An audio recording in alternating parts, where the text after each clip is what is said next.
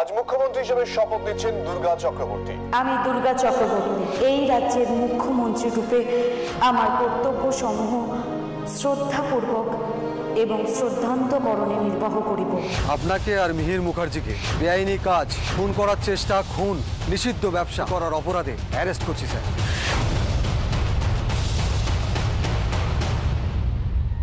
বাবা, ও কিছু বললে চুপচাপ শুনে যেও, রিয়াক্ট করো না।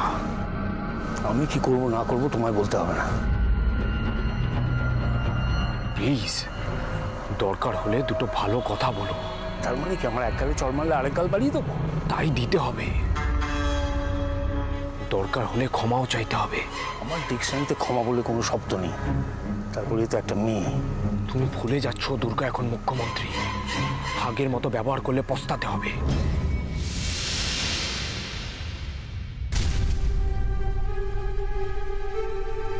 কি হলো? দুর্গা, তুমি কিন্তু তোমার যা খুশি তাই করতে পারো না।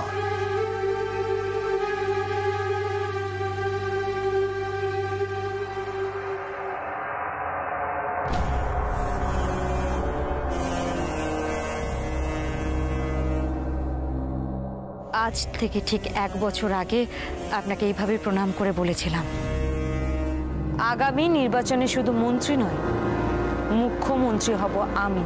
আশা করি আপনার মনে আছে, সেদিন আমি কথাটা ঝোঁকের মাথায় বলে ফেলেছিলাম। ভেবেছিলাম আপনার সাথে লড়াই করতে হলে হয়তো সমানে সমানে হতে হবে, কিন্তু ভাবিনি মানুষ আর আমার দল আমাকে এত বড় একটা আসন দেবে। দুর্গা, যে জায়গাটা তুমি অ্যাচিভ করেছো সেটার দায়িত্ব অনেক বড়। আমাদের উপর প্রতিশোধ নেওয়ার জন্য নিশ্চয়ই তুমি চিফ মিনিস্টার হওনি। সে বোধর আছে, জানি মুখ্যমন্ত্রীর কাজ কি। শপথ নিয়ে চেয়ারে বসতে না বসতেই পুলিশে আমাদের অ্যারেস্ট করানো। অ্যারেস্ট আপনি আগেই হতেন মন্ত্রী মশাই। আমার মুখ্যমন্ত্রী হওয়ার সাথে তার কোনো সম্পর্ক নেই। আসলে কি বলুন তো, এই সব কিছু সময়ের খেলা। আপনি ঠিকই বলেছিলেন মন্ত্রী মশাই। কে আমি? কেউ না। ম্যাপে চোখে পড়ে না এমন একটা ছোট্ট গ্রামের মেয়ে আমি দুর্গা। কিন্তু তাকে দুর্গতি নাশিনী বানিয়েছে কে? আপনি।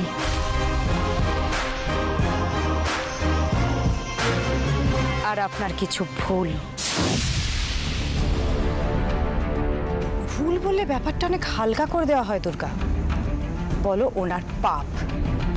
সেই আপনাদের ক্ষমতার লোভ আর অহংকার আপনাদের কোটি কোটি পাপের জন্ম দিয়েছে। রাস্তায় দাঁড়িয়ে লেকচার দিচ্ছ।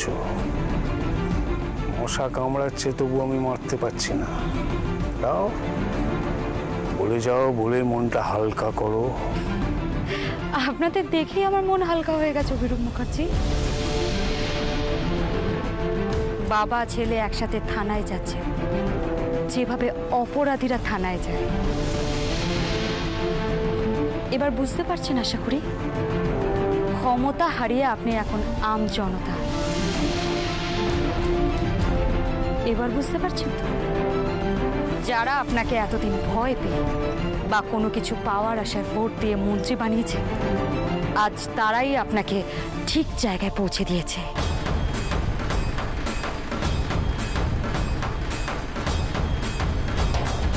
এবার বুঝলাম, জুতো মেরে গরু দান হচ্ছে। যেটা আমি বোঝাতে চাইলাম সেটাই তো আপনি বুঝলেন না। মিহির, তুমি এর কাছ থেকে অন্যরকম ব্যবহার আশা করেছিলে না? দেখো দেখো চরিত্রটা দেখো। সে কি মিহিরদা, তুমি আমার কাছে অন্য কিছু আশা করেছিলে?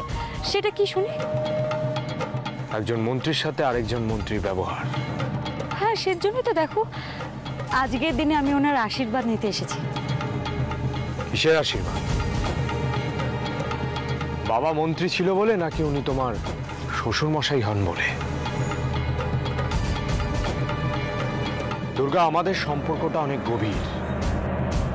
ফ্যামিলি মেম্বার হিসাবে তুমি হয়তো আমাদের ক্ষমা করে দিতে পারতাম, কিন্তু আমি ক্ষমা করার কে?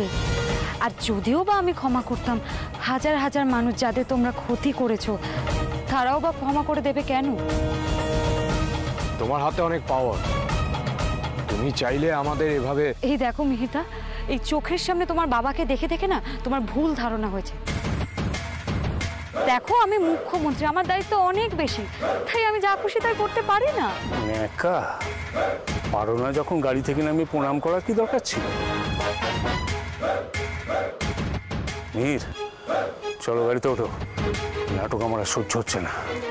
আমার কটা কথা বলার ছিল, শুনে গেলে ভালো করতে। একটা খারাপ পচা মানুষের জন্য কিছু করা যায় যদি তার মধ্যে বদলানোর সম্ভাবনা থাকে তো। আমি জানি মন্ত্রী মশাই, আপনি কুকুরে বাঁকা লেজের মতো, যেটা হাজার চেষ্টা করলেও সোজা হওয়ার নয়। আপনি বদলাবেন না কোনোদিন। জানো যখন তখন কেন আমার লেজে পা দিচ্ছ? মুখ্যমন্ত্রী হয়েছে বলে তোমার আয়ু বেড়ে গেছে এমনটা কিন্তু নয়। হ্যাঁ, কিছুটা বেড়েছে তো অবশ্যই। কোনো নেতা মন্ত্রীকে তো এত তাড়াতাড়ি মরেছে বলে শুনিনি, এক অপঘাতে ছাড়া। এই তোমার জন্য মিহির, তোমার জন্য আমাকে এত অপমান সহ্য করতে হচ্ছে। তুমি গাড়িতে বসে থাকলে কি ও কথাগুলো বলতো না? হ্যাঁ, থাকবে থাক, একসাথে যাবেন, একসাথে থাকবেন, শুধু শুধু মন কষাকষি না করাই ভালো। কদিন এভাবে আটকাবে আমাকে? বেরিয়ে আসি, তারপর তোমায় দেখাচ্ছি। জেলে বসে আমার সাথে কি করবেন এসব না ভেবে নিজেকে নিয়ে একটু আত্মসমালোচনা করুন। আখেরে লাভ আপনারই হবে। পেছনে ফিরে তাকান, দেখুন আপনি কোথায় ছিলেন আর আজ কোথায় এসে দাঁড়িয়েছেন, কেন এসেছেন। কারণ তো আমার সামনেই দাঁড়িয়ে আছে। হ্যাঁ, আমিই কারণ, তবে অনেক অনেক কারণের মধ্যে একটা। আর কিছু জ্ঞানের কথা বলা বাকি আছে তোমার? না, আপাতত এইটুকু। তবে শুভেচ্ছা রইল, জেল থেকে যখন ফিরবেন ভালো মানুষ না হতে পারেন, মানুষ হয়ে ফিরুন। এবার আমিও তোমাকে কটা কথা বলি। আমার ফেরার দিন গুনতে থাকো, কারণ ওইটুকুই তোমার আয়ু। মা কালীর দিব্যি বলছে দুর্গা, যেদিন বেরিয়ে আসবো আমার প্রথম কাজ হবে তোমাকে শেষ করা। বাবা আসতে। এর জন্য তো নতুন কোনো শাস্তি হবে না আমার। ওকে ওর ভবিষ্যৎটা জানিয়ে যায়, কুকুরের মতো মারবো তোমায়। থ্রেট করছেন আপনি? মুখ্যমন্ত্রীকে হুমকি দেওয়ার জন্য কি শাস্তি হতে পারে সেটা জানেন? বাবা চলো। অফিসার দরজা খুলো। দাঁড়াও দাঁড়াও, এরা কতবার বাড়তে পারে একবার দেখে যায়। এখনো দেখা বাকি আছে আপনার? হ্যাঁ, এরপর কেসটা কোর্টে উঠবে, তারপর হাজার হাজার অপরাধ প্রমাণ হবে, তারপর তো নতুন জীবন দেখার বাকি আছে জেলের মধ্যে। সবাই দেখছি খুব ডানা গজিয়েছে, সবাই খুব উঠছে, সব ডানা ছাঁটা হবে। সেটা তো জেল থেকে বেরোতে পারলে। দেখুন আপনি ক বছরের জন্য জেলের ভেতরে যান, যাবজ্জীবন হলে তো কোনো কথাই নেই। যতদিনে বেরোবেন ততদিনে কিছু করার ক্ষমতায় থাকবেন না আপনি। অবশ্য ওনার যে বয়স হয়েছে, উনি তো জেল থেকে নাও বেরোতে পারেন, তো জেলেই জীবনটা শেষ হয়ে গেল। না, ওনাদের আর সময় নেব না। অফিসার, ওনাদের নিয়ে যান। তুমি ঠিকই বলেছো দুর্গা, সবই সময়ের ব্যাপার। আজ তোমার সময়, খেলে যাও। তবে আমিও এত সহজে ময়দান ছাড়ছি না। এই খেলা চলবে যতদিন না তোমার আমার মধ্যে কেউ অপঘাতে মরছে।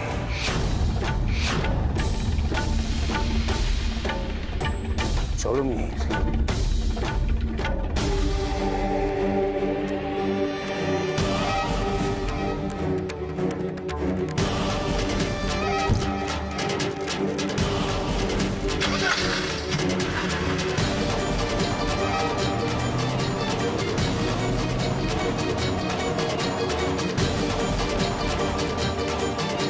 কি ডেঞ্জারাস লোক, একটুও ভয় নেই। ভয় থাকলে কি এত পাপ করতো রেখাদি? কিন্তু তাই বলে হেরে গিয়ে ধরা পড়ে তারপরেও এত রোয়া। একটা কথা কি জানো, আমার মা খুব বলতো, কয়লাকে হাজার ধুলেও ময়লা যায় না। এদের চরিত্র, এদের স্বভাব এতটাই নোংরা যে কোনোদিনই পরিষ্কার হওয়ার নয়। তাহলে তো এরা সারা জীবন জ্বালাবে। এরা এমনই একটা জীবাণু যারা সমাজের কোষে কোষে ছড়িয়ে পড়েছে। এরা গোটা সমাজকে শেষ করে দেবে। এদের থামানোর কোনো উপায় নেই। সেটাই তো চেষ্টা করছি, জানি না এটা কি করে সম্ভব।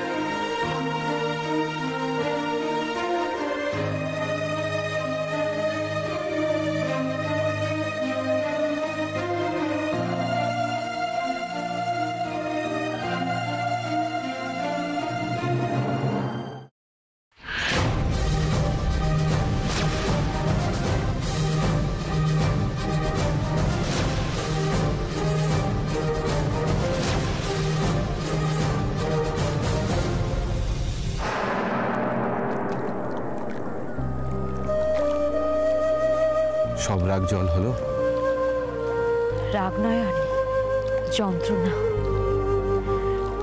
অনেক কষ্ট জমা ছিল, সেগুলো আজ মা গঙ্গার বুকে ভাসিয়ে দিলাম। নিশ্চয়ই হালকা লাগছে এখন? আরো অনেক দায়িত্ব বেড়ে গেল আমার। আমি জানি দুর্গা, তুমি সব কিছু সামলে নিতে পারবে। আর এখানে দাঁড়িয়ে থেকো না, ঠান্ডা লেগে যাবে। চলো বাড়ি যাবো আমরা। কি হলো দুর্গা, বাড়ি চলো। আবার নতুন করে সবকিছু শুরু করতে হবে তো। চলো।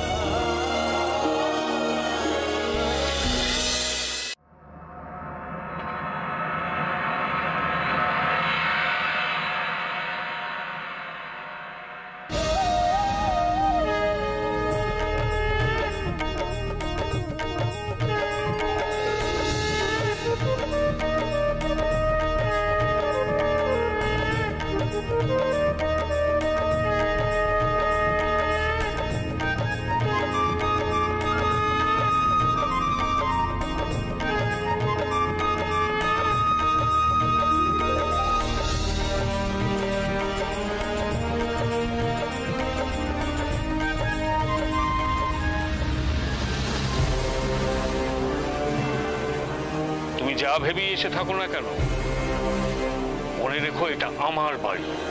দুর্গা, এসো দুর্গা, ভেতরে এসো। বর্দি, মেজদি, রিয়া, দুর্গা এসে গেছে, তোমরা এসো। এই তো, এসো। দুর্গা, আজ আমরা খুব খুব খুব খুশি।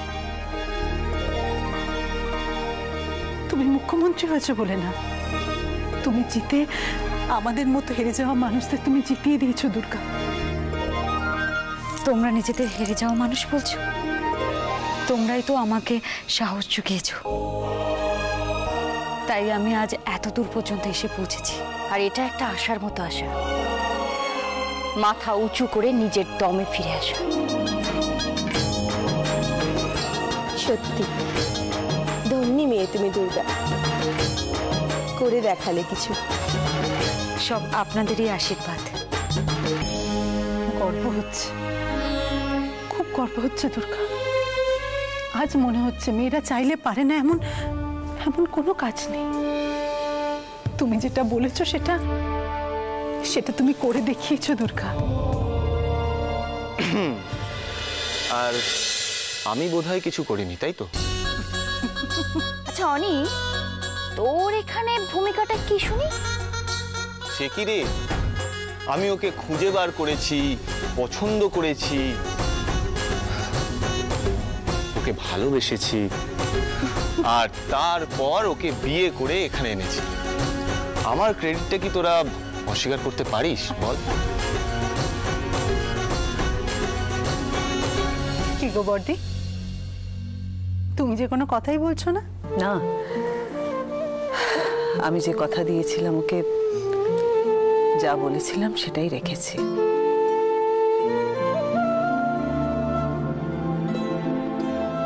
তবে আজ আমি শুধু দু চোখ ভরে দেখছি, এই কি আমাদের সেই দুর্গা, আমার ছোট বৌমা? আমি যা ছিলাম তাই আছি মা, একটুও বদলাইনি, আর বদলাবো না। মুখ্যমন্ত্রী হয়েছ, এর থেকে বড় বদল আর কি হতে পারে দুর্গা? মা, আমি অন্যায়ের প্রতিবাদ করতে চেয়েছিলাম। আমি মুখ্যমন্ত্রী হব বা হতে পারি, আমি এরকম কিছু কোনোদিনও ভাবিনি। এবার দেখবে ভাবার আগে সব কেমন নিজে নিজে পাল্টে যাচ্ছে। আমি খুব একটা বাড়ির থেকে বেরোইনি, তবে মন্ত্রীর ঘর করার অভিজ্ঞতা থেকে বলছি। ওটা মানুষের উপর নির্ভর করে, মন্ত্রীর উপরে না। যাই হোক, এত সুন্দর একটা ওয়েলকামিং এর পর এত জটিল আলোচনায় ঢোকার দরকার নেই, ঠিক আছে না? সময় এর উত্তর দেবে, ওকে? বাবা ছোটদা ভাই, তুই আবার এরকম কথা কবে থেকে বলতে শিখলি? আসলে এটা কি জানিস তো পূজা, এটা হলো গিয়ে দুর্গার সাথে ঘর করার সাইড এফেক্ট। আচ্ছা, এবার আপনারা আমাকে আশীর্বাদ করুন যাতে আমি একটা সুন্দর দেশ গড়তে পারি।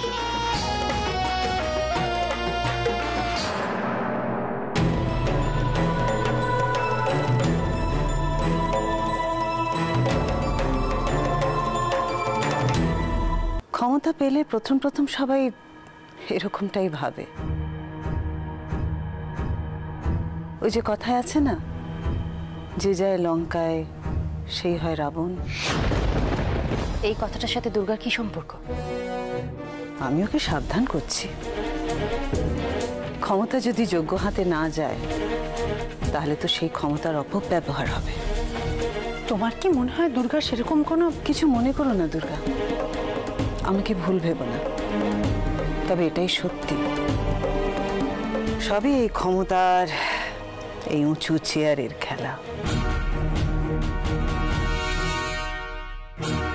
এই তো আমাকেই দেখো না, আমি এ বাড়ির বড় বউ, এই সংসারের মাথায় আমি তো আছি। আমিও তো চেয়েছিলাম আমার স্বপ্নের মতন সুন্দর সংসার করতে, কিন্তু এখনো সেটা হলো কই? তুমি পারোনি মা, তার দায় কিন্তু তোমার। আর দুর্গা না পারলে তার দায়ও তো দুর্গারই হবে, তাই না? না, আমার কথার উদ্দেশ্য তোমার না পারা নিয়ে নয় দুর্গা। আমি চাই মা তুমি অনেক দূরে গো, তোমার সব স্বপ্ন সত্যি হোক, কিন্তু আমি এটাও তো চাই যে আমার এই একটা স্বপ্ন পূরণ হোক। তুমি কি চাইছো মা? আমি বাবা চিরকাল তোদের সবাইকে নিয়ে সুখে সংসার করতে চেয়েছি, এই আর কি। এই দেখ না, তোরা বাড়ি ছেড়ে চলে গেছিলি, আমি যে কত কষ্টে ছিলাম, কত যন্ত্রণায় ছিলাম, সেটা আমি তোদের বলে বোঝাতে পারবো না, কিন্তু তোরা ফিরে এসেছিস, সেই আনন্দের মধ্যে কাটার মতন বিচ্ছে তোর বাবার আর দাদার না থাকাটা। মা, আমি আপনার কষ্টটা বুঝতে পারছি, কিন্তু ওনারা যে অন্যায়, যে পাপ করেছে, তার শাস্তিটা ওনাদের পাওনা ছিল। তুমি এই জায়গায় না পৌঁছলে ওরা কে শাস্তি পেত দুর্গা?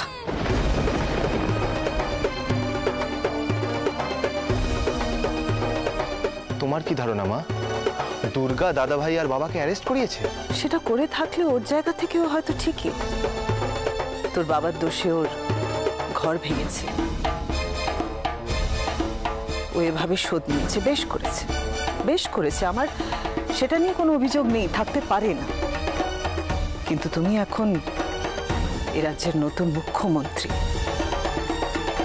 তাই তোমার কাছে আমার একটা আর্জি আছে। আচ্ছা, এসব কি হচ্ছে মা?